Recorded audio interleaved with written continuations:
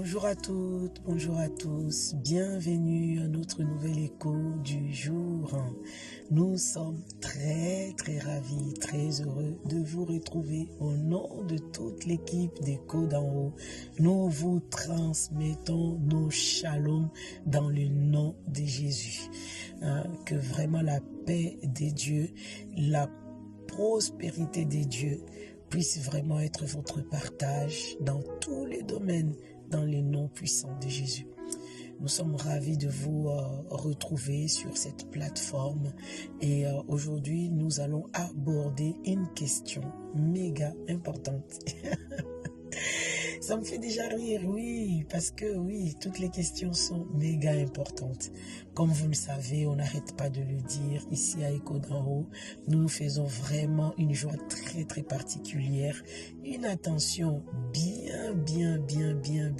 particulière de répondre en tout cas à toutes les questions que vous nous remontez. Nous considérons qu'il n'y a aucune question qui soit inutile. Au contraire, si la personne pose la question, ça veut dire que à son échelle, à son niveau, la chose n'est pas claire et nous devons nous respecter. Donc l'image de Dieu, l'enfant de Dieu se pose la question, il va falloir y répondre. Donc voilà pourquoi toutes les questions sont répondues à Écho d'en haut et nous vous encourageons encore de continuer à nous envoyer vos questions via notre lien qui vous a été propagé ou encore diffusé, je sais pas, dans notre groupe Telegram ou encore dans des messages WhatsApp. N'hésitez vraiment pas, même si c'est pas la vôtre, la question, que ce soit la question de votre papa, de votre maman, de votre frère, de votre soeur, de vos amis, vous pouvez être leur porte-parole, il n'y a pas de souci. En tout cas, nous nous ferons la joie de répondre à toutes ces questions. Aujourd'hui, la question que nous allons aborder, je ne sais pas si c'est un homme, une femme, peut-être, mais bon, en tout cas, on va y répondre. La question est, après 50 ans, ou encore refaire ma vie à 50 ans, à quel type de mariage je peux encore m'attendre? Bon, je ne sais pas trop si c'est un homme, une femme, mais peu importe. Et lorsqu'on commence en disant refaire ma vie à 50 ans, donc ça suppose déjà que la personne a eu une vie antérieure de couple et que là il y a eu, je sais pas, qu'est-ce qui s'est passé? Est-ce qu'il y a eu le cas de veuvage? Comme nous l'avons bien expliqué à la dernière ou à l'avant-dernière de l'une de nos publications sur la question de divorce, vous le savez maintenant, il y a, tout divorcé ne peut pas, selon la parole en tout cas, prétendre à se remarier. Ça dépend au cas par cas. En tout cas, la Bible nous donne 3 exceptions où en cas de séparation où on peut refaire sa vie. On peut refaire sa vie lorsque l'autre conjoint est décédé, jusqu'à ce que la mort vous sépare. Donc c'est lui qui reste vivant et libre de refaire sa vie.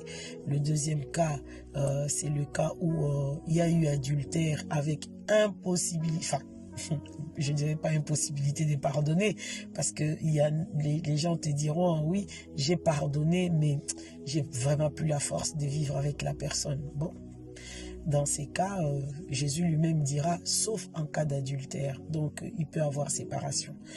Et la personne qui a été lésée, effectivement, peut aller contracter une alliance, une autre alliance ou encore la personne qui a commis aussi l'adultère et à qui on a refusé peut-être les pardons. Bon, je sais pas, mais je crois qu'il peut refaire sa vie, franchement. Et le troisième cas, c'est le cas où on était dans le monde et puis il y en a un qui donne sa vie au Seigneur et que l'autre conjoint qui n'est pas au Seigneur ne consent pas de continuer la vie avec celui qui est devenu enfant de Dieu. Il est libre de partir. Et là-dessus, j'insiste encore, on a dit, attention chers frères et sœurs, si ton conjoint non chrétien veut partir, c'est lui qui décide de partir. Il ne doit y avoir aucune manipulation de ta part pour le pousser à la porte, le pousser à bout pour te laisser. Et là, franchement, non. Là, non, non, ça passe pas. Hein? Attention, Dieu regarde à nos cœurs. Il regarde les attitudes de nos cœurs. Donc, la question d'aujourd'hui, la personne pose en disant, refaire ma vie à 50 ans. Bon, on suppose déjà qu'elle est dans l'un des cas qu'on vient de citer.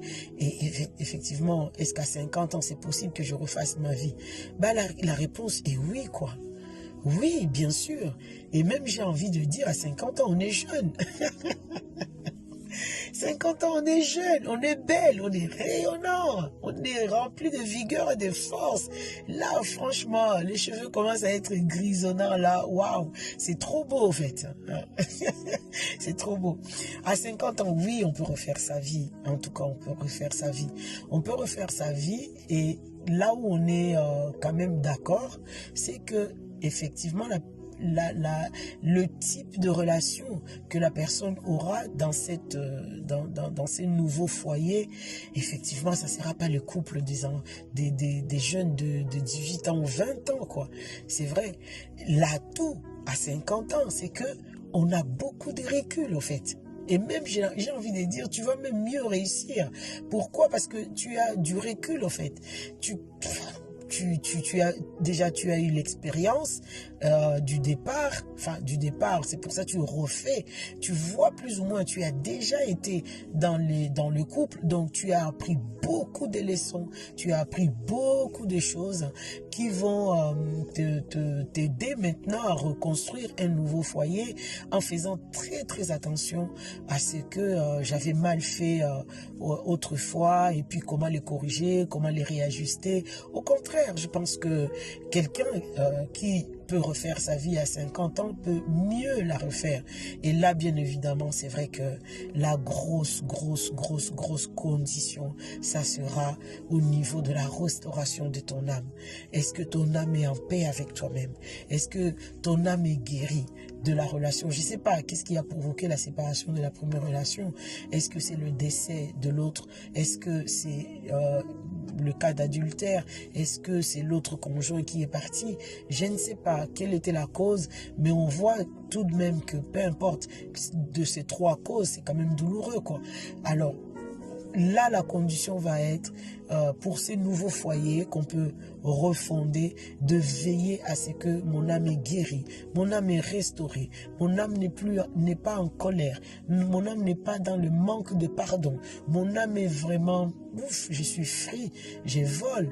Et là, dans ces cas, en refondant un nouveau foyer, on peut vraiment aller beaucoup plus vite que des jeunes de 20 ans ou qui n'ont pas encore, ou quelqu'un qui n'a pas encore contracté de mariage, qui va devoir apprendre sur le terrain. Et c'est long, en fait, cet apprentissage. Alors que vous avez déjà eu cette expérience-là, expérience terrain, de la vie de couple, de la vie à deux, et qui va vous... tout ce qu'il y a à faire, c'est de réajuster, quoi. Là où ça ne collait pas. Donc, oui, refaire sa vie à 50 ans, oui. Alors, si le souci ou la question, pourquoi je parle de la restauration de l'âme, si à 50 ans, on se regarde, ouais, je suis vieille, je suis vieux, c'est plus pour moi, ces genres de choses, c'est pour le vieux. Bah, frères et sœurs, laissez-moi vous dire que Abraham et Sarah, ils ont conçu Isaac. Ils avaient atteint pratiquement 100 ans, mais ils avaient encore du désir l'un vis-à-vis de l'autre. Ils ont encore eu ces désirs de se retrouver. Donc, il n'y a pas de... Non.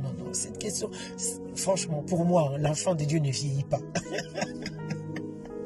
L'enfant de Dieu ne vieillit pas. Oui, on reste jeune. Mon esprit reste vif, jeune, et il faut que ça afflue et que ça puisse se voir au niveau de mon âme, au niveau de mon corps. Je reste fort, je reste vaillant, et dans tous les domaines. Dans le domaine sexuel, dans le domaine de la créativité, dans tous les domaines, je reste jeune. Ça c'est, ça j'ai dit ça à Dieu, Seigneur, je reste jeune. Donc que ce soit votre cas. Et puis ne mettez pas cette pensée dans la tête, oui je suis vieux. À 50 ans, au contraire, c'est un bel âge. âge, mais vraiment, je crois que c'est un super âge, c'est un bel âge où on peut vraiment bien profiter. On est au milieu de 100 ans là, vous voyez un peu, on a beaucoup vécu derrière nous, on a encore beaucoup à vivre devant nous. Donc profitez-en et ne regardez pas tous les raisonnements que vous avez pu entendre à l'extérieur. Ouais, t'es vieux. Ou des fois, quand on a eu des enfants, hein, on a eu des enfants parce que la personne parle de refaire sa vie.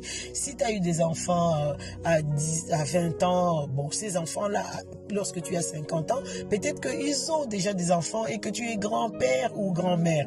Mais c'est pas grave. Les enfants ils auront un papy ou une mamie super jeune, de quoi ils seront fiers de montrer à l'école. C'est qui cette jeune femme? C'est mon papy, c'est ma mamie, c'est mon papy. Non, franchement, tu es jeune en fait. Donc, il n'y a aucune hésitation. Le tout, met seulement le focus sur la restauration de l'âme pour ces nouveaux foyers que tu vas fonder, que tu vas pouvoir construire, que ça puisse pas ramer, au contraire que ça décolle très très vite pour profiter encore, manifester encore Christ au travers de cette relation et que vraiment les âmes soient gagnées à Christ au travers du modèle de couple que tu formes, quoi.